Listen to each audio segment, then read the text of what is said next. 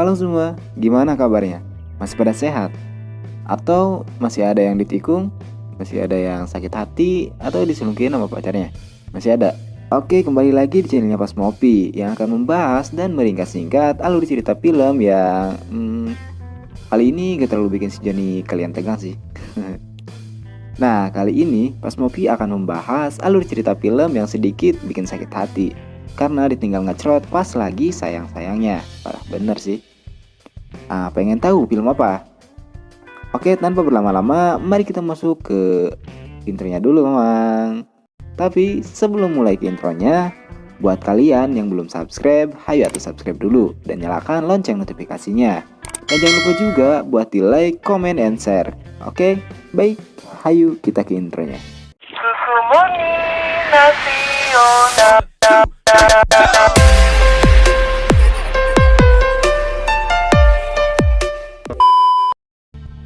Nah, kali ini film yang akan saya bahas yaitu film Ten Min Guest Click. Film ini telah tayang perdana pada tanggal 3 Maret 2015 di Portugis. Nah, film ini bercerita tentang 3 orang sahabat yang pergi tur berjalan dari pegunungan Kaukasus di simpang dari Georgia.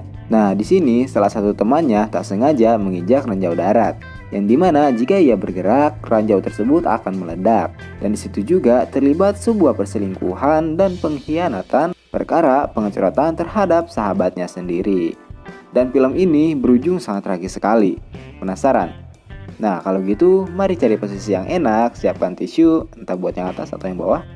Dan mari kita masuk ke alur ceritanya. Di awal film diperlihatkan 3 orang sahabat yang sedang pergi tur di sebuah pegunungan. Nah, mereka bernama Chris, Daniel, dan Alicia. Lalu si Daniel ingin seakan-akan ia menikahi si Alicia. Namun si Chris terlihat tidak nyaman dengan hal itu. Ada apa ini sebenarnya ya? Oke, lanjut. Karena tidak nyaman dengan hal itu, si Chris pun ngelios pergi dengan alasan ia akan memasang tenda karena hari sudah mulai gelap. Malam pun tiba, mereka pun ngawangkong bebarengan. Lalu si Daniel menanyakan sikap si Chris tadi siang. Namun karena si Chris tidak enak hati terhadap si Daniel, ia pun mengelak. Dan dengan berat hati, akhirnya si Chris pun menyatakan bahwa si Daniel dan si Alicia sudah sah menjadi sepasang suami istri. Si Daniel pun mencium si Alicia dan mereka pun melakukan ritual bercocok tanam. Pagi pun tiba, si Chris pun bangun kesiangan. Lalu si Chris melihat seseorang yang ia tidak kenali sedang mengotak-atik tas mereka. Lalu si Chris pun berdebat karena ia mengiranya itu adalah maling. Namun ternyata itu temannya si Alice dan si Daniel yang bernama Devi. Dan ternyata ia juga polisi hutan katanya. Dan si Chris pun meminta maaf. Setelah itu mereka pun mencoba mengabadikan momen dengan berfoto-foto ria.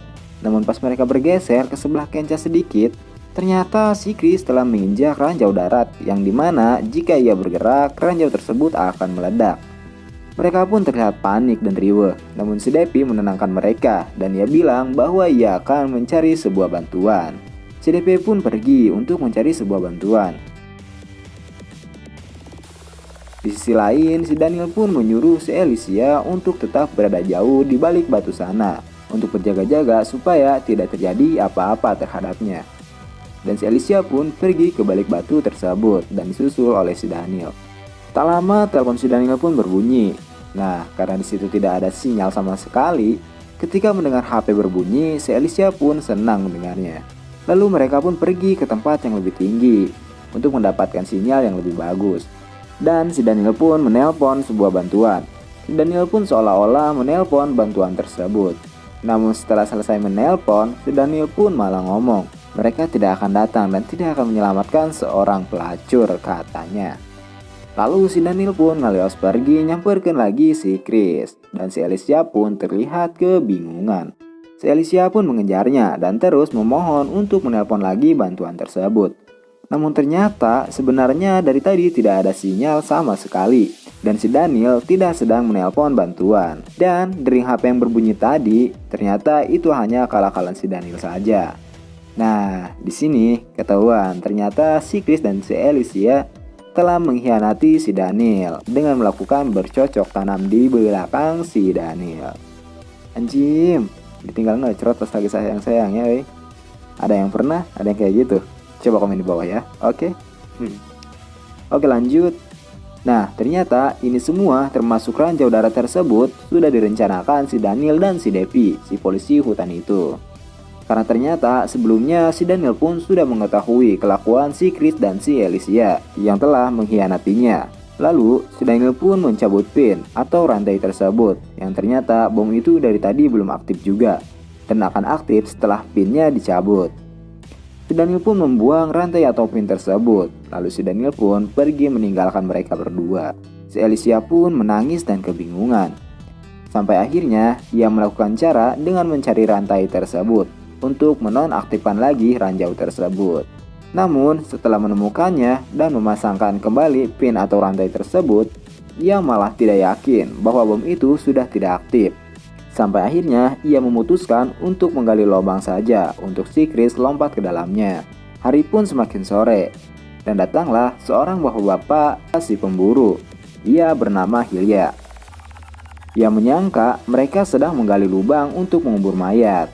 Namun mereka menjelaskan bahwa mereka telah menginjak bom atau ranjau darat dan mereka memohon untuk meminta bantuan kepadanya. Namun si Hilya sempat menolaknya dan tidak percaya mereka telah menginjak bom. Mereka pun melakukan beberapa negosiasi dan bacot-pembacot antara satu sama lain. Nah, setelah selesai negosiasi, si Hilya ini malah menanyakan akan dapat apa jika ia membantu mereka. Lalu si Alicia pun mengatakan ia bisa mengambil barang-barang yang ada di tasnya.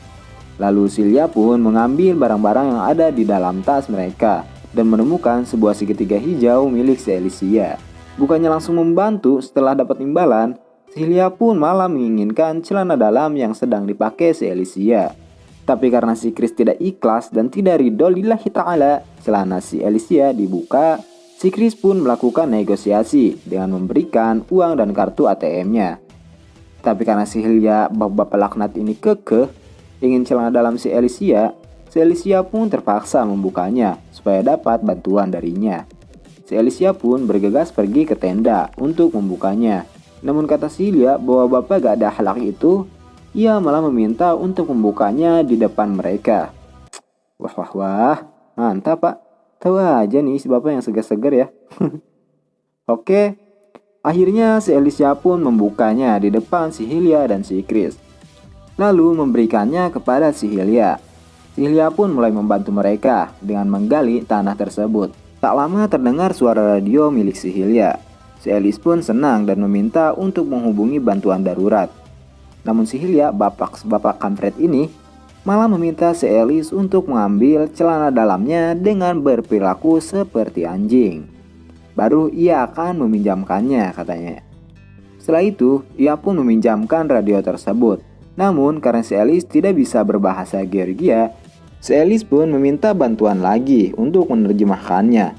Tapi si Hilya malah meminta imbalan lagi dengan bermain game yang lumayan sedep lah. Dengan syarat jika ia sekali menerjemahkan, berarti si Alicia harus membuka satu pakaiannya. Lalu mereka pun memulainya dan si Alicia pun mulai membuka satu persatu pakaiannya. Mantap.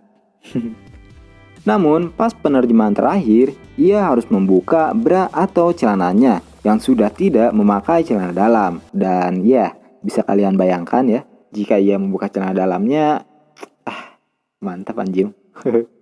Lanjut, si Alice pun tidak membukanya dan si Hilya pun malah memaksanya dengan menodongkan senapan shotgun ke arah si Alice. Karena tak tega melihatnya, si Chris pun mengalihkan perhatian si Hilya.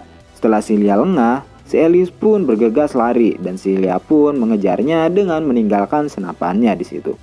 Lalu si Chris pun mencoba mengambil senapan tersebut. Tak lama si Hilya pun kembali lagi dengan membawa si Alice. Lalu si Chris pun mengancam akan menembak si Hilya. Tapi kata si Hilya, jika ia menembaknya, otomatis si Alice pun akan ikut tertembak. Karena itu senapan shotgun, yang dimana semburannya sangat dahsyat sekali. Lalu si Chris pun bingung, karena tidak bisa melakukan apa-apa, dan hanya bisa nangis dan marah-marah saja.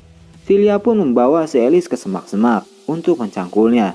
Dan ya, dengan berat hati namun sedikit menikmati, si Alice pun dicangkul oleh si Hilya bapak-bapak laknat tersebut. Menang banyak anjir ini si bapak-bapak ya. Asu bener. Si Chris pun hanya bisa ninggalikan saja dengan tatapan kesal dan kehel. Pasti si anjing. Nah, setelah pencangkulan tersebut selesai dan si Hilya pun sudah cerot juga, si Alice pun mencoba menusuk kaki si Hilya dan menjauh darinya supaya si Chris bisa menembak si Hilya. Namun pas mau menembaknya, anjing si Hilya malah menubruk kaki si Chris sehingga si Chris terjatuh dan pingsan. Dan pelurunya pun malah nyasar menembak si Alice. Dan ya, ternyata ranjau itu tidak meledak sama sekali. Ternyata ranjau itu hanya tipuan saja.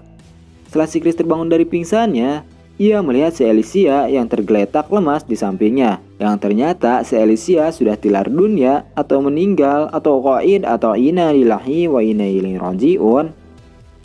Lalu ia pun menangis dan berjanji akan balas dendam terhadap si Hilya. Hari pun berganti. Nah, beberapa hari kemudian terlihat seorang ibu dan anak yang sedang berdebat sambil moe-moekeun pakaian mereka.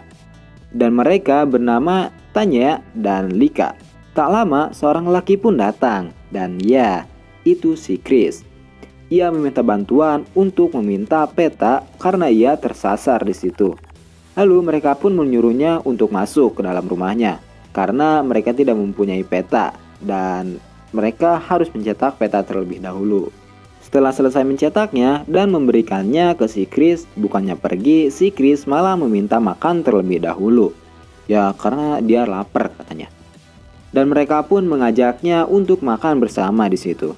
Pas mereka sedang asik-asik makan, datanglah si bapak kampret itu.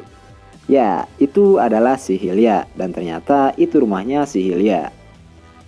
Ia pun kaget karena melihat si Chris ada di situ. Hilya pun panik terperuguh, lalu mengusir si Chris untuk pergi dari rumahnya. Setelah berdebat dan sedikit menghabiskan makanannya, si Chris pun pergi dan diantar oleh si Hilya untuk memastikan bahwa ia benar-benar pergi. Namun beberapa saat setelah si Chris pergi, terdengar gonggongan anjing kesayangan si Hilya yang perlahan menghilang. Lalu si Hilya pun panik dan mencarinya. Tak lama, si Chris pun datang dengan membawa anjing si Hilya yang sudah berlumuran dengan darah. Lalu, si Hilya pun datang dan mengambil senapan untuk membunuh si Chris. Tapi ternyata semua peluru yang ada di situ sudah tidak ada. Lalu, si Hilya pun menodongkan senapan yang tidak ada pelurunya kepada si Chris. Dan ternyata si Chris juga sudah memegang pistol dan menembakkannya kepada kaki si Hilya. Nah, balas dendam pun dimulai oleh si Chris di sini. Mereka pun masuk ke dalam rumahnya. Lalu si Chris pun melakukan hal yang sama yang dilakukan oleh si Hilya waktu itu terhadap si Alicia kepada anaknya si Hilya. Permainan pun dimulai dan ia hanya menyisakan satu peluru di pistolnya. Si Lika harus membuka bajunya dan jika tidak ia akan menembakkannya. Lalu karena si Lika lama melakukannya, dengan emosi, ia pun tak sengaja menembakkannya ke kepala si Lika. Dan si Chris pun malah menghulang dan terlihat menyesalinya. Dan filmnya pun tamat. Mantap. Nah, gimana? Seru? Capek euy. Oke, nah gini ya. Makanya ya, buat kalian nih yang masih pada pacaran, janganlah ya selingkuh-selingkuh kayak gitu ya terhadap pasangan kalian, apalagi selingkuhnya sama teman sendiri gitu anjir. Wah, parah banget sih itu mah. Ingat ya, karma berlaku bos. Oke dah ya. Filmnya juga udah tamat, pembahasannya juga udah selesai juga. Tinggal apa lagi nih? Oh iya, pokoknya jangan lupa buat di subscribe dan nyalakan lonceng notifikasinya buat yang belum subscribe ya.